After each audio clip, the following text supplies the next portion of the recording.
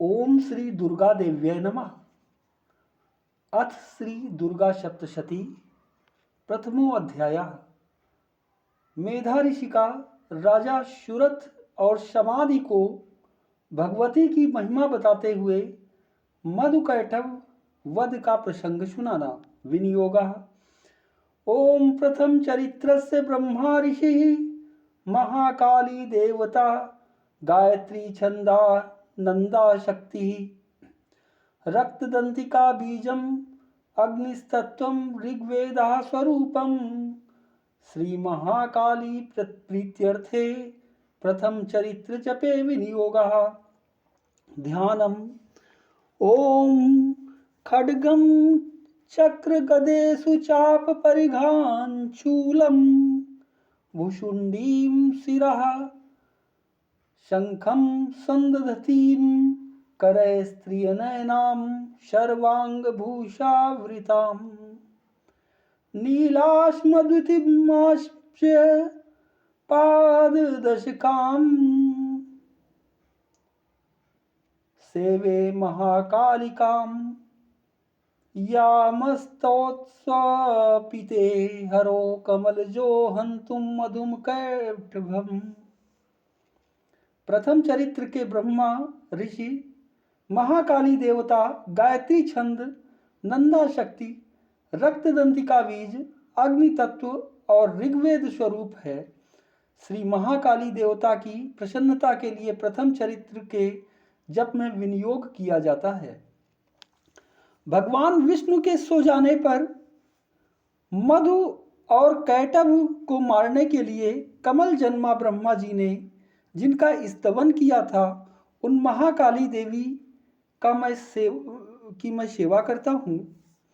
वे अपने 10 हाथों में खड्ग चक्र गदा बाण धनुष परिघ शूल भुशुंडी मस्तक और शंख धारण करती हैं।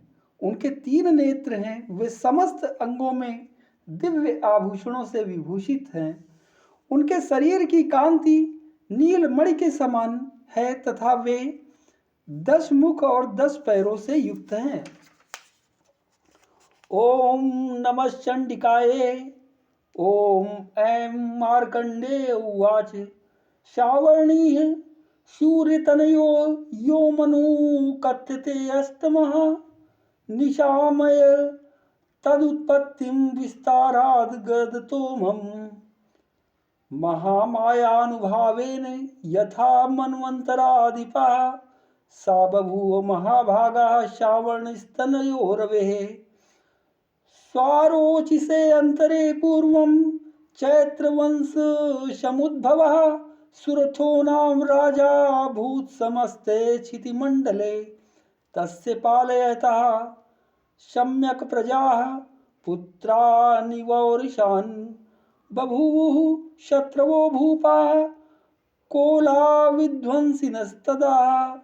मार्कंडेय जी बोले, सूर्य के पुत्र सावर्णी जो 8वें मनु कहे गए जाते हैं, उनकी उत्पत्ति कथा विस्तार पूर्वक कहता हूं, सुनो। सूर्य कुमार महाभाग सावर्णी भगवती महामाया के अनुग्रह से जिस प्रकार मनवंतर के स्वामी हुए, वही प्रसंग सुनाता हूं। पूर्व काल की बात है। स्वारोचिस मनवंतर में सुरथ नाम के एक राजा थे जो चैत्र वंश में उत्पन्न हुए थे। उनका समस्त भूमंडल पर अधिकार था। वे प्रजा का अपने औरस पुत्रों की भांति धर्म पूर्वक पालन करते थे। तो भी उस समय कोल विध्वंसी नाम के क्षत्रिय उनके शत्रु हो गए। तस्य तैरभवद युद्धमति प्रबल दंडिनः न्यूनैरपि शातैर्युद्धे कोला विध्वंसी अभिर्जिताः ततः स्वपुरमायातो निज देशाधिपो अभवत् आक्रांतः सा महाभागस्तैस्तदा प्रबलारिभिः अमात्यैर्बलिभिर्दुष्टैर्दुर्बलस्य दुरात्मभिः कोशो बलं चापहृतम् तत्रापि स्वपुरे ततः ततो मृगया व्याजेन हृतस्वाम्यः सा भूपतिः एकाकी है मारुह्य जगाम गहनं वरम्। सा तत्राश्रमाद्राच्छिद द्विजवर्यस्य मेधसः प्रशान्तस्वापदाकीर्णं मुनिशिष्योपशोभितम्। राजा सुरथ की दंड नीति बड़ी प्रबल थी। उनका शत्रुओं के साथ संग्राम हुआ। यद्यपि कोल विध्वंसी संख्या में कम थे, तो भी राजा सुरथ युद्ध में उनसे परास्त हो गए तथा वे युद्ध भूमि से अपने नगर को लौट आए और केवल अपने देश के राजा होकर रहने लगे। किंतु वहां भी उन प्रबल शत्रुओं ने उस समय महाभाग राजा सुरथ पर आक्रमण कर दिया। राजा का बल क्षीण हो चला था, इसलिए उनके दुष्ट बलवान एवं दुरात्मा मंत्रियों ने वहां उनकी राजधानी में भी राजकीय सेना और खजाने को हथिया लिया।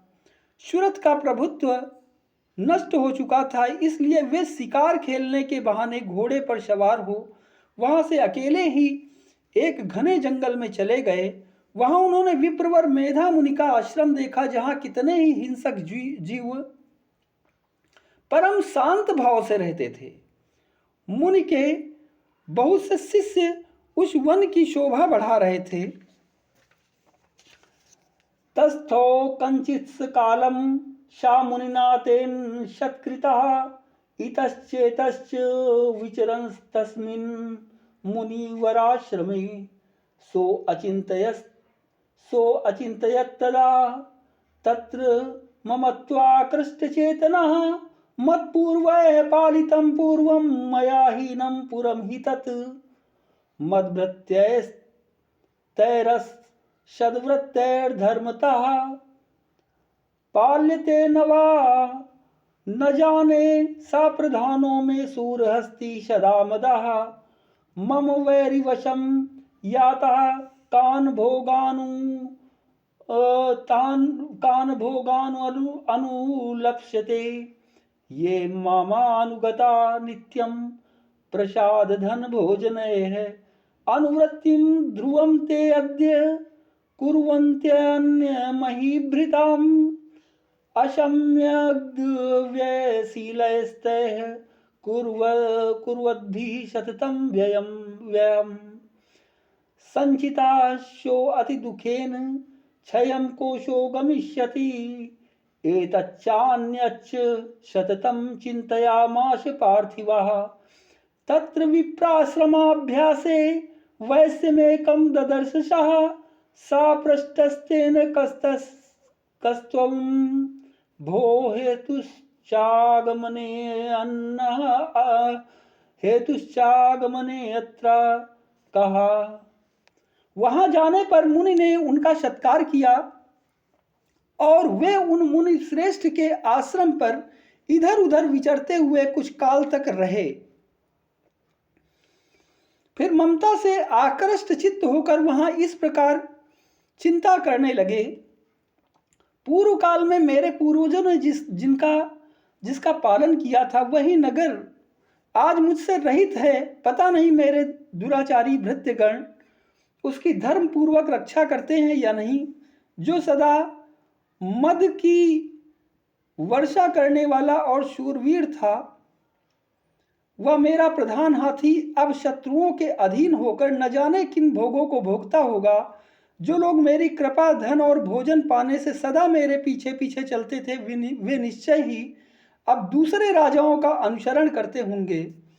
उन अपव्ययी लोगों के द्वारा सदा खर्च होते रहने के कारण अत्यंत कष्ट से जमा किया हुआ मेरा वह खजाना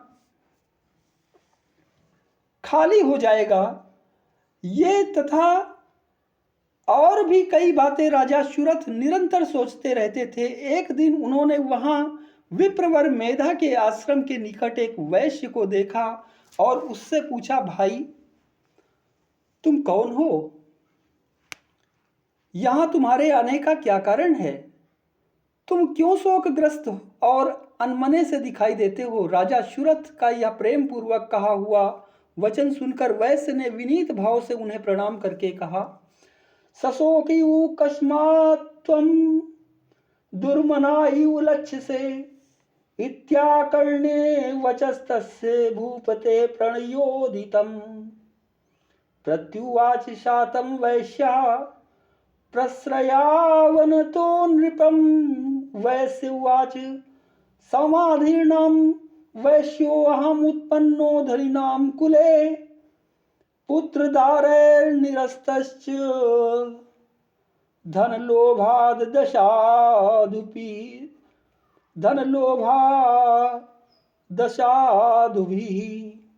विहीनश्च धनैर्दारैः पुत्रैरादाय मे धनं वनमभ्यागतो दुःखी निरस्तश्चाप्य बन्धुभिः सोऽहं न वेद्मि पुत्राणां कुशलात्मिकां प्रवृत्तिं स्वजनानां च दाराणां चात्र संस्थिता किं नु तेषां गृहे क्षेमं किं नु साम्प्रतम् कथं ते नु सदावृता दुर्वृत्ता किं नु मे सुताः। राजोवाच यैर्निरस्तो भवान् लुब्धैः पुत्रदारादिभिर्धनैः। वैश्य बोला, राजन, मैं धनियों के कुल में उत्पन्न एक वैश्य हूँ। मेरा नाम समाधि है। मेरे दुष्ट स्त्री पुत्रों ने धन के लोभ से मुझे घर से बाहर निकाल दिया है। मैं इस समय धन, स्त्री और पुत्रों से वंचित हूँ। मेरे विश्वसनीय बंधुओं ने मेरा ही धन लेकर मुझे दूर कर दिया है, इसलिए दुखी होकर मैं वन में चला आया हूँ। यहाँ रहकर मैं इस बात को नहीं जानता कि मेरे पुत्रों की, स्त्री की और स्वजनों की कुशल है या नहीं। इस समय घर में वे कुशल से रहते हैं अथवा उन्हें कोई कष्ट है। वे मेरे पुत्र कैसे हैं? क्या वे सदाचारी हैं अथवा दुराचारी हो गए हैं? राजा ने पूछा, जिन लोभी स्त्री पुत्र आदि ने धन के कारण तुम्हें घर से निकाल दिया, उनके प्रति तुम्हारे चित्त में इतना स्नेह बंधन क्यों है?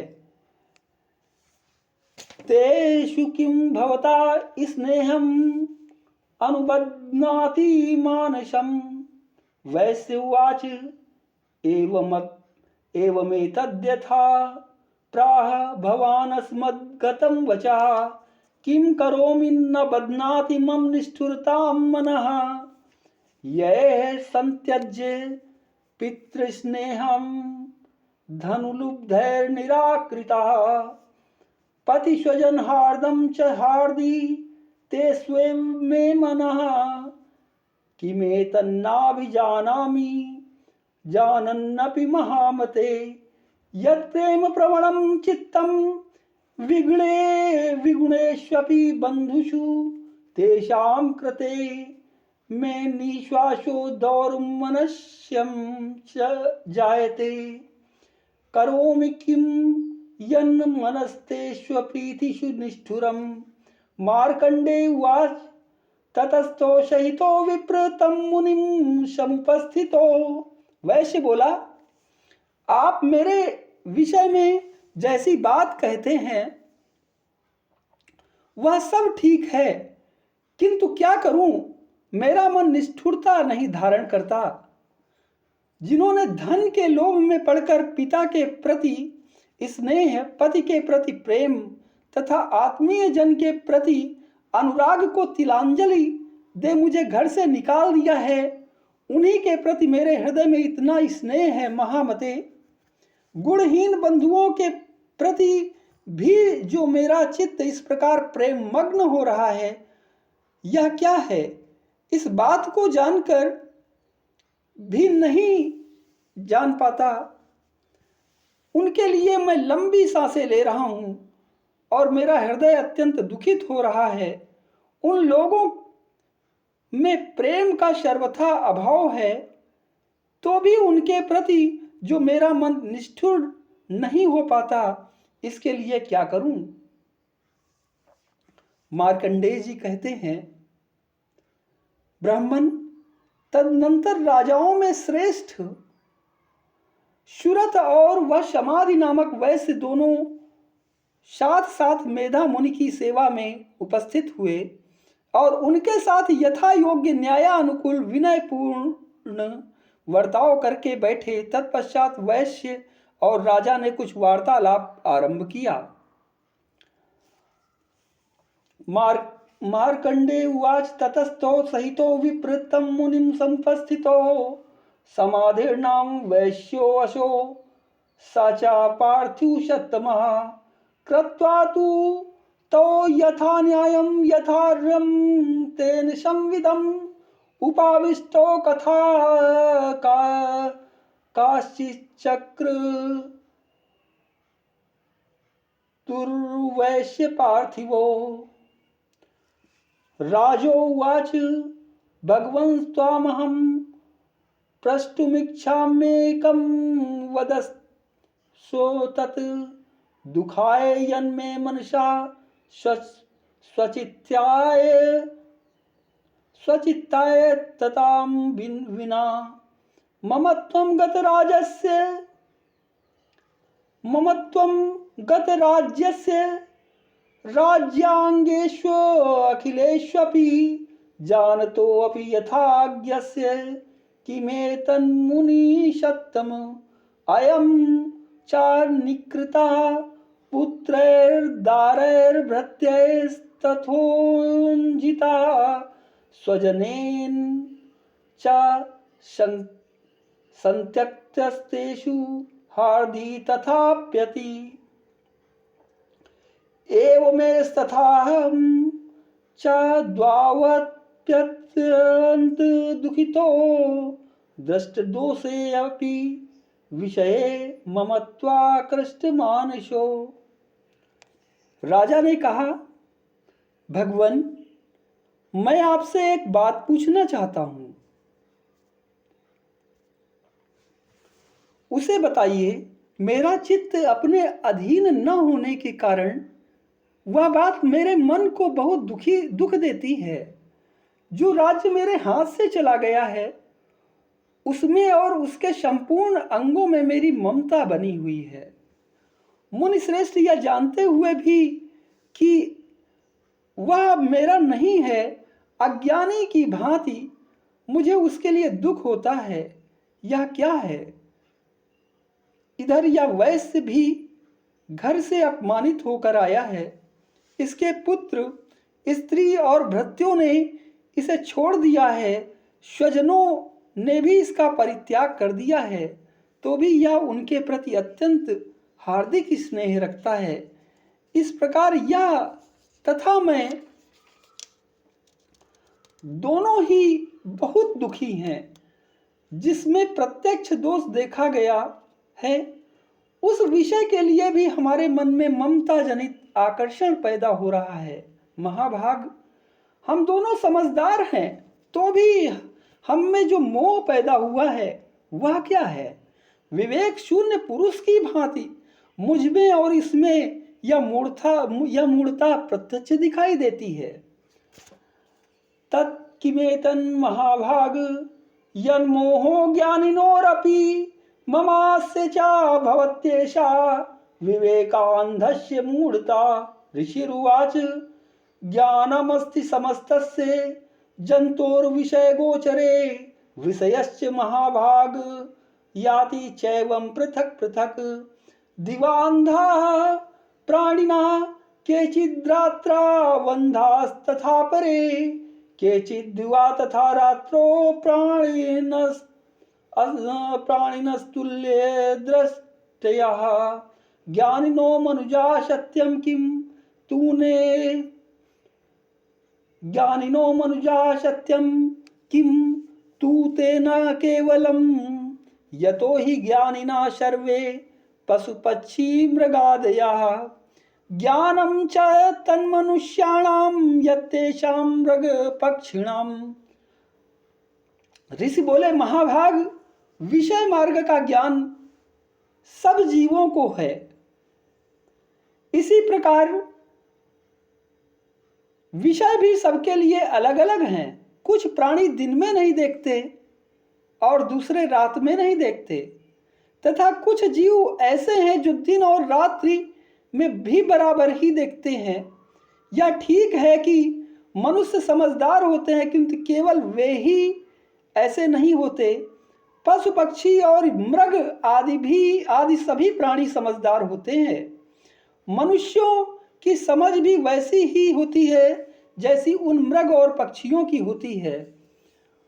मनुष्याणाम च यत्तेषां तुल्यमन्यत् तथोभयो ज्ञाने अपि सति पश्येतान् पतंगान् छावचंचुषु कर्मोचादृतान् मोहात् पीड्यमानानपि क्षुधा मानुषा मनुज व्याघ्र शाभिलाषाः श्रुतान् प्रति लोभात् प्रत्युपकाराय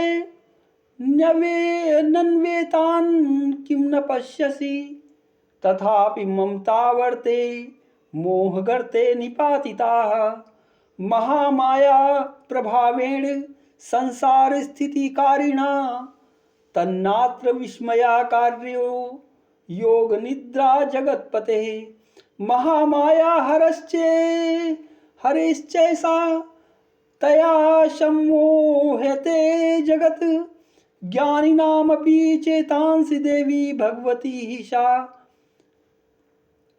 बलादाकृष्य मोहाय महामाया प्रयच्छति तया विसृज्यते विश्वं जगद्देत चराचरम। तथा जैसे मनुष्यों की होती है वैसी ही उन मृग पक्षी आदि की होती है। यह तथा अन्य बातें भी प्रायः दोनों में समान ही हैं।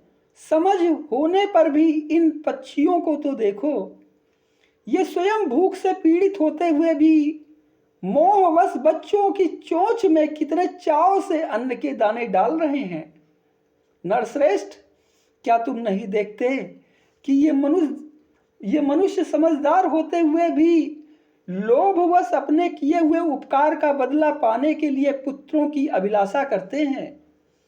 यद्यपि उन सब में समझ की कमी नहीं है, तथापि संसार की स्थिति बनाए रखने वाले भगवती महामाया के प्रभाव द्वारा ममतामय भवन से युक्त मोह के गहरे गर्त में गिराए गए हैं। इसलिए इसमें आश्चर्य नहीं करना चाहिए। जगदीश्वर भगवान विष्णु की योग निद्रा रूपा जो भगवती महामाया है, उन्हीं से यह जगत मोहित हो रहा है। वे भगवती महामाया देवी ज्ञानियों के भी चित्त को बलपूर्वक खींचकर मोह में डाल देती हैं। वे ही संपूर्ण चराचर जगत की सृष्टि करती हैं तथा वे ही प्रसन्न होने पर मनुष्यों को मुक्ति के लिए वरदान देती हैं। वे ही पराविद्या, संसार बंधन और मोक्ष की हेतुभूता सनातनी देवी तथा संपूर्ण ईश्वरों की भी अधीश्वरी हैं। सहसा प्रसन्ना वरदानिणां भवति मुक्ते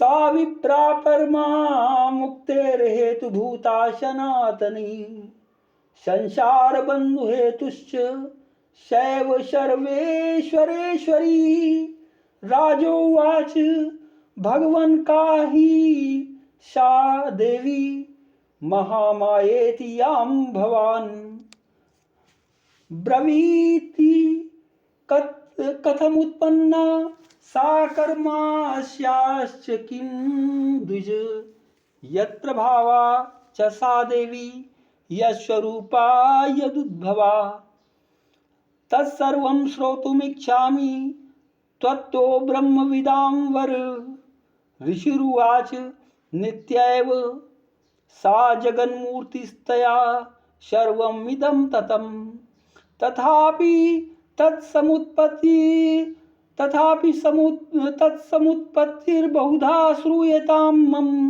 देवानां कार्यसिद्ध्यर्थम् आविर्भवति सा यदा। मनुष्यों को मुक्ति के लिए वरदान देती है, वे ही पराविद्या, संसार बंधन और मोक्ष की हेतुभूता सनातनी देवी तथा संपूर्ण ईश्वरों की भी अधीश्वरी हैं। राजा ने पूछा, भगवान, जिन्हें आप महामाया कहते हैं, वे देवी कौन हैं? ब्राह्मण, उनका आविर्भाव कैसे हुआ तथा उनके चरित्र कौन कौन हैं? ब्रह्मवेत्ताओं में श्रेष्ठ महर्षि, उन देवी का जैसा प्रभाव हो, जैसा स्वरूप हो और जिस प्रकार प्रादुर्भाव हुआ हो, वह सब मैं आपके मुख से सुनना चाहता हूं। ऋषि बोले, राजन, वास्तव में तो वे देवी नित्य स्वरूपा ही हैं। संपूर्ण जगत उन्हीं का रूप है तथा उन्होंने समस्त विश्व को व्याप्त कर रखा है। तथापि उनका प्राकट्य अनेक प्रकार से होता है, वह मुझसे सुनो। यद्यपि वे नित्य और अजन्मा हैं, तथापि जब देवताओं का कार्य सिद्ध करने के लिए प्रकट होती हैं, उस समय लोक में उत्पन्न हुई कहलाती हैं। उत्पन्नेति तदा लोके सा नित्याप्य अभिधीयते योग निद्रां यदा विष्णुर्जगत्ये कारण विकृते आस्तिर्शेषं भजत का कल्पान्ते भगवान प्रभु तदा द्वावशुरो घोरो विख्यातो मधुकैटभो विष्णुकर्णमलोद्भूतो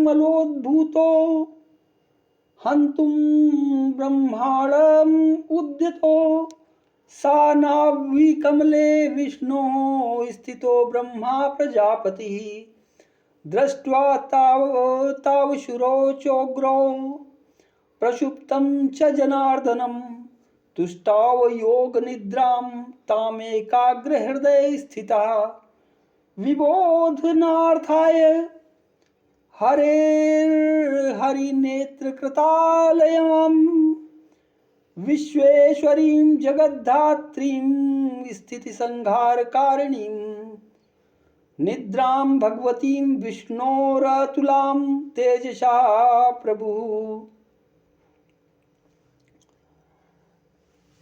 वह यद्यपि वे नित्य और अजन्मा है, तथापि जब देवताओं का कार्य सिद्ध करने के लिए प्रकट होती हैं, उस समय लोक में उत्पन्न हुई कहलाती हैं।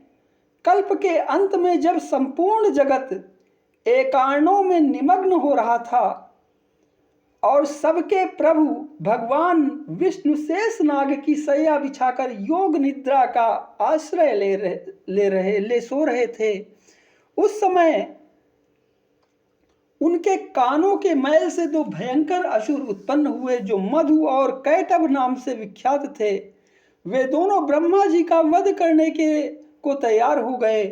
भगवान विष्णु के नाभि कमल में विराजमान प्रजापति ब्रह्मा जी ने जब उन दोनों भयानक असुरों को अपने पास आया और भगवान को सोया हुआ देखा, तब एकाग्र चित्त होकर उन्होंने भगवान विष्णु को जगाने के लिए उनके नेत्रों में निवास करने वाली योग निद्रा का स्तवन आरंभ किया, जो इस विश्व की अधीश्वरी, जगत को धारण करने वाली, संसार का पालन और संहार करने वाली तथा तेजः स्वरूप भगवान विष्णु की अनुपम शक्ति है। उन्हीं भगवती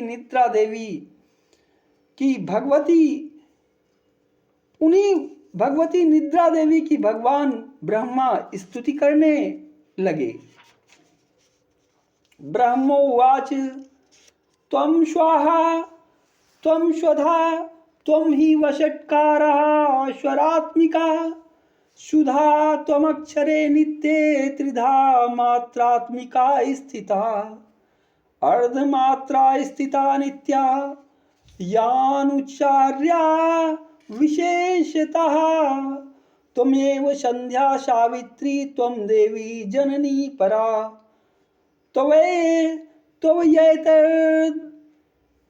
त्वयैतद्धार्यते विश्वम् त्वयैतत्सृज्यते जगत् त्वयैतत् पाल्यते देवी त्वमस्यन्ते च सर्वदा विसृष्टो सृष्टिरूपा त्वं स्थितिरूपा च पालने तथा संहृति रूपान्ते जगतोऽस्य जगन्मये महाविद्या महामाया महामेधा महास्मृतिः। ब्रह्मा जी ने कहा, देवी तुम्ही स्वधा, हे देवी तुम्ही स्वाहा, तुम्ही स्वधा और तुम्ही वशटकार हो। स्वर भी तुम्हारे ही स्वरूप हैं। तुम्ही जीवन दायिनी शुद्धा हो। नित्य अक्षर प्रणव में अकार उकार मकार इन तीन मात्राओं के रूप में तुम्ही स्थित हो तथा इन तीन मात्राओं के अतिरिक्त जो बिंदु रूप नित्य अर्ध मात्रा है जिसका विशेष रूप से उच्चारण नहीं किया जा सकता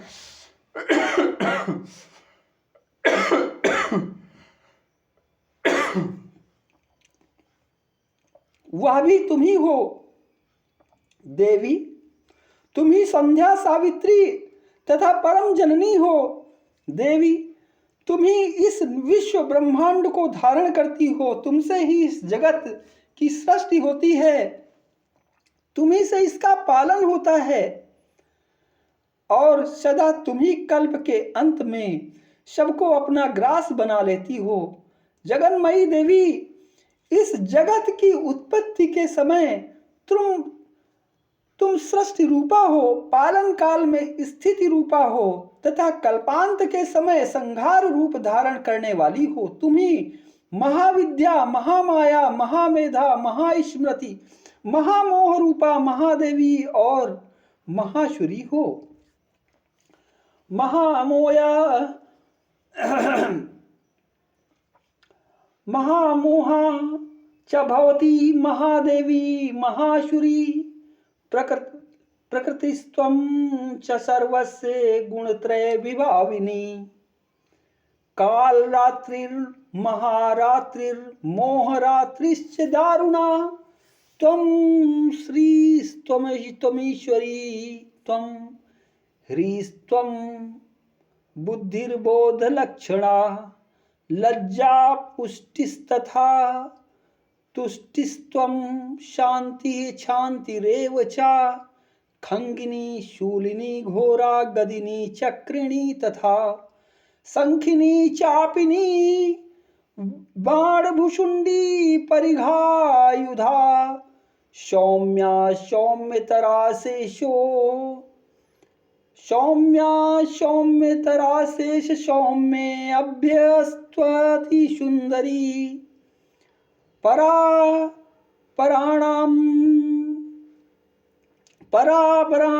परमात्मेत परमेश्वरी यच्च किंचित् क्वचिद्वस्तु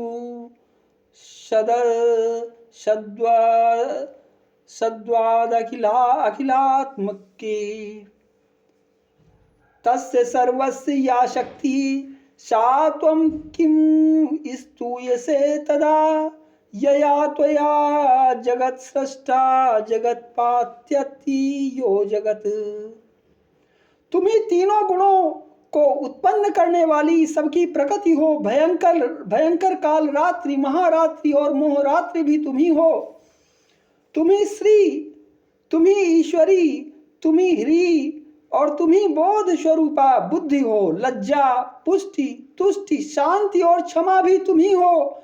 तुम खड्ग धारिणी शूल धारिणी घोर रूपा तथा गदा चक्र शंख और धनुष धारण करने वाली हो। बाण भुषुंडी और परिघ ये भी तुम्हारे अस्त्र हैं। तुम सौम्य और सौम्यतर हो। इतना ही नहीं, जितने भी सौम्य एवं सुंदर पदार्थ हैं उन सब की अपेक्षा तुम अत्यधिक सुंदरी हो, पर और अपर सबसे परे रहने वाली परमेश्वरी तुम ही हो।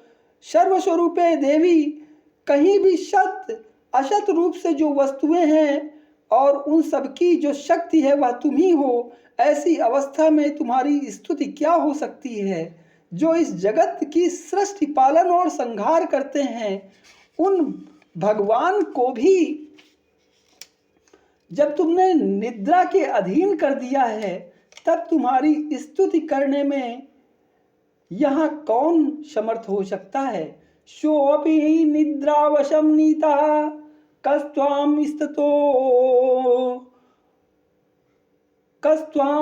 स्तुतो हि महेश्वरः, कस्त्वां स्तुतो महेश्वरः। विष्णु शरीर ग्रहणम् आमीशान एव च कारितास्ते यतोऽत अतस्त्वां का स्तोतुं शक्तिमान भवेत्। सा त्वमित्थं प्रभावैः स्वैरुदारैर्देवी संस्तुता, मोहयतो दुराधर्षावशुरो मधुकैटभो प्रबोधं च जगत्स्वामी नीयतामच्युतो लघु बोधश्च क्रियतामस्य हन्तुमेतो महाशुरो। ऋषिरुवाच एवं स्तुता तदा देवी तामसी तत्र वेदशा विष्णोः प्रबोधनार्थाय निहन्तुं मधुकैटभो। नेत्रस्या नासिका बाहुहृदयेऽभ्यस्तथोरसः, निर्गम्य दर्शने तस्थो ब्रह्मणो अव्यक्तजन्मनः। उत्तस्थो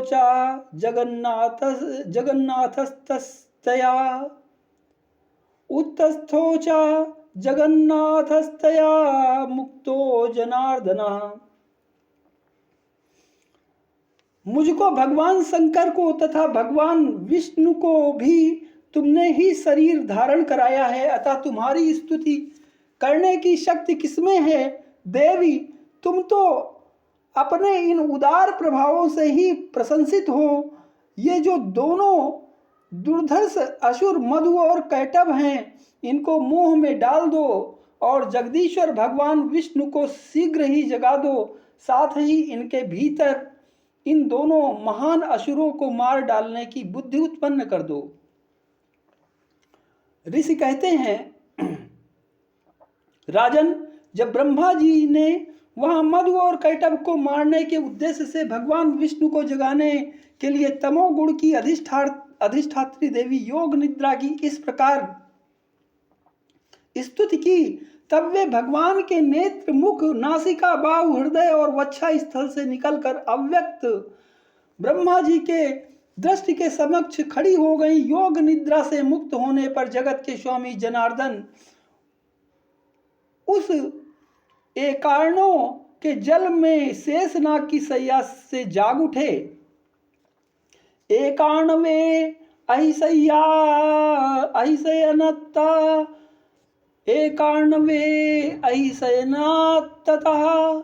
शाददृशे चतो मधुकैटभो दुरात्मानावति वीर्य पराक्रमो क्रोधरक्ते क्षणावत्तुं ब्रह्माणं जनितोद्यमो समुत्थाय ततस्ताभ्यां युधो भगवान् हरिः।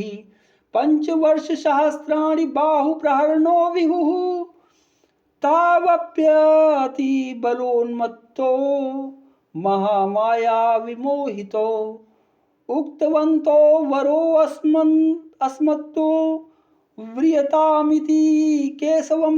श्री भगवान उवाच भवेत्तामद्य मे तुष्टो मम वध्या वुभावपि किमन्येन वरेणात्र एतावद्धि वृत्तं ममु। ऋषिरुवाच वञ्चिताभ्यामिति तदा सरुमापोमयं जगत् विलोकिताभ्यां गदितो भगवान् कमलेक्षणा आवां जाहिन्ना यत्रोर्वी सलिलेन परिप्लुता।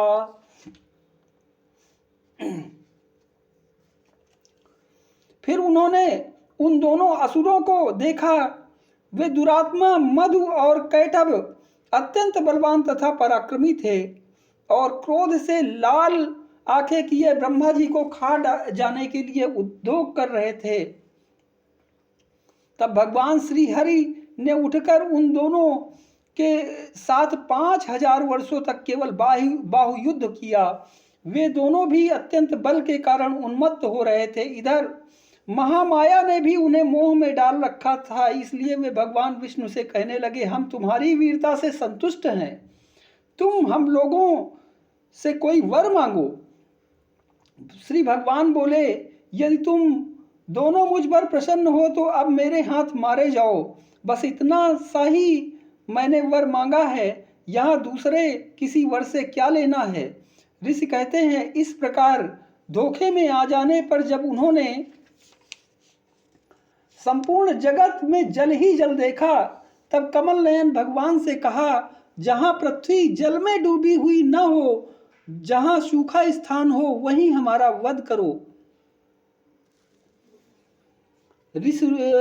ऋषिरुवाच तथेत्युक्त्वा भगवता शंखचक्र गदाभृता कृत्वा चक्रेण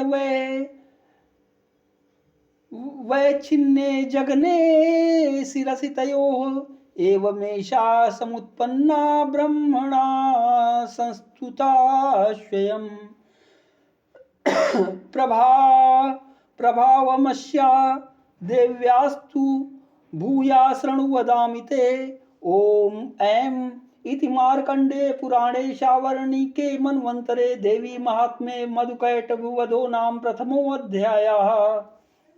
ऋषि कहते हैं, तब तथास्तु कहकर शंख चक्र और गदा धारण करने वाले भगवान ने उन दोनों के मस्तक अपनी जांघ पर रखकर चक्र से काट डाले। इस प्रकार ये देवी महामाया ब्रह्मा जी की स्तुति करने पर स्वयं प्रकट हुई थी। अब पुनः तुमसे उनके प्रभाव का वर्णन करता हूँ, सुनो। इस प्रकार मार्कंडेय पुराण में शावर्णिक मनवंतर की कथा के अंतर्गत देवी महात्म्य में मधुकैटभ वध नामक पहला अध्याय पूरा हुआ। ओम श्री दुर्गा देव्ये नमः।